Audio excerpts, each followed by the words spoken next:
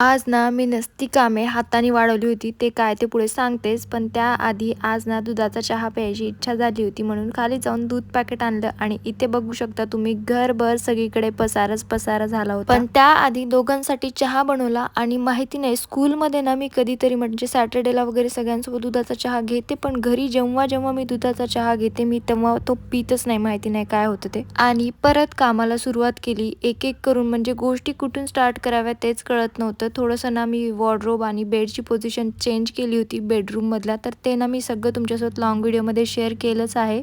तर खाली दिलेल्या ट्रायंगलवरती क्लिक करून तुम्ही तो व्हिडिओ बघू शकता. तर इथे ना ह्या दुसऱ्या बेडरूममध्ये तुम्ही बघा किती पसारा झालाय, पाय ठेवायला सुद्धा जागा नव्हती आणि मला कळत नव्हतं कुठून स्टार्ट करू, पण एक एक एक एक गोष्टी मी कशा तरी लावत गेले. आणि विनय सुद्धा सोबत होते, त्यामुळे दोघांनी मिळून केलं तर थोडं पटपट पटपट झालं. आणि यात ना बऱ्याच साऱ्या गोष्टी मी डिक्लेटर सुद्धा केल्या. आणि ही बघा, ही आहे माझी पिग्गी बँक. तर जवळपास मागच्या 1 वर्षापासून मी यामध्ये सेव्ह करते.